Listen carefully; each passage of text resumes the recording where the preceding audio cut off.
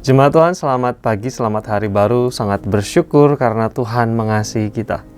Tahukah Bapak Ibu dan Saudara semua bahwa Tuhan begitu mengasihi kita sehingga anugerahnya ada, anugerahnya sempurna untuk kita secara khusus di hari yang baru ini. Saya meyakini bahwa ada hari baru, ada kesempatan baru. Ada hari baru, ada berkat baru. Ada hari baru, tetapi juga ada tantangan baru, tetapi juga ada kemurahan baru. Jadi sangat layak untuk kita bersyukur di hari yang Tuhan berikan ini. Pagi hari ini kita akan melanjutkan renungan kita yang sudah kita mulai beberapa waktu yang lalu dari Kisah Rasul pasal yang ketiga. Kisah Rasul pasal 3 berisi tentang khotbah Petrus di Serambi Salomo, dan luar biasa di dalam khotbah itu ada pengungkapan tentang jati diri Yesus. Kalau saya boleh memberikan title atau judul dari khotbah Petrus adalah khotbah Kristologi. Khotbah tentang siapa Yesus Kristus itu. Yesus Kristus di era apostolik, di era para rasul. Dan kita akan melanjutkan ke bagian yang ketiga setelah kita belajar bahwa Yesus Kristus digambarkan sebagai yang kudus dan yang benar, the holy and righteousness. Predikat, gelar yang dipersamakan dengan predikat dan gelar yang dipakai oleh Yahweh, Allah Abraham, Allah Ishak, dan Allah Yakub.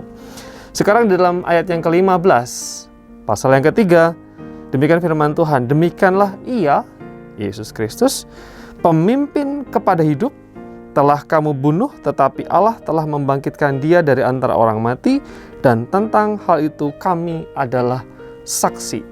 Di bagian permulaan, Rasul Petrus mengatakan, demikianlah Ia, demikianlah Yesus Kristus, Yesus Kristus disebut sebagai pemimpin kepada hidup.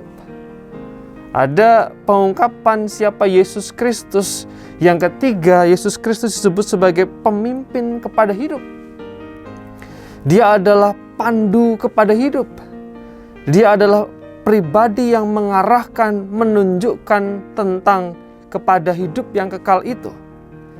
Tetapi juga ide dari pemimpin kepada hidup itu luar biasa, bukan sekedar pribadi yang mengarahkan kepada hidup. Tetapi di dalam terjemahan New International Version dikatakan di sana bahwa Yesus itu adalah the author of life. Dia adalah pelukis hidup, penulis hidup, atau pencipta hidup itu.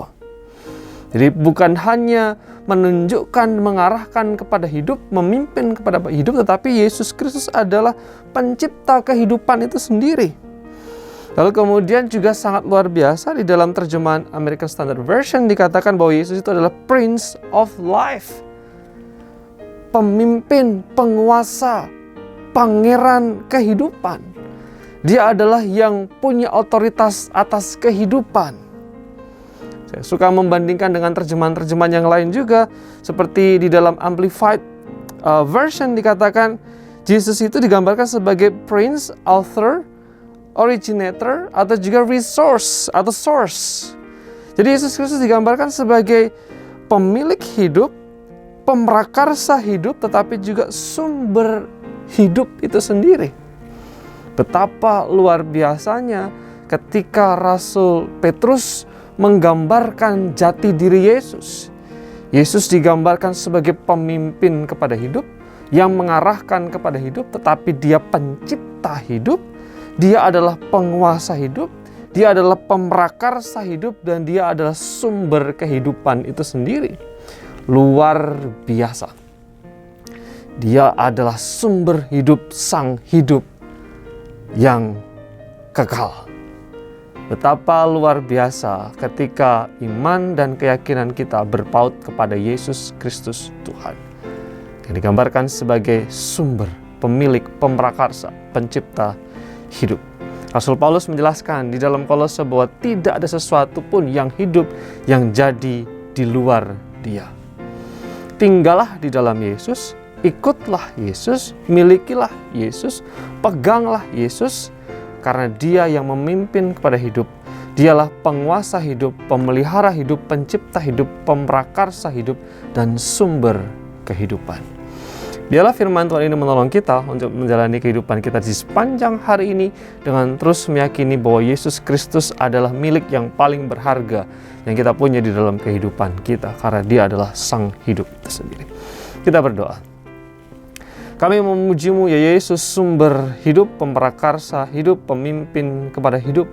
Karena sungguh kehidupan kami adalah milik-Mu, tetapi juga kehidupan kami akan berarti ketika mengikuti Engkau, Sang Pemimpin kepada hidup. Biarlah semakin banyak orang mendengar tentang siapa Engkau, sehingga semakin banyak orang yang menemukan hidup, khususnya dituntun kepada hidup yang kekal. Di dalam Yesus Kristus Sang Sumber Hidup itu, kami berdoa dan menyerahkan kehidupan kami di sepanjang hari ini. Amin.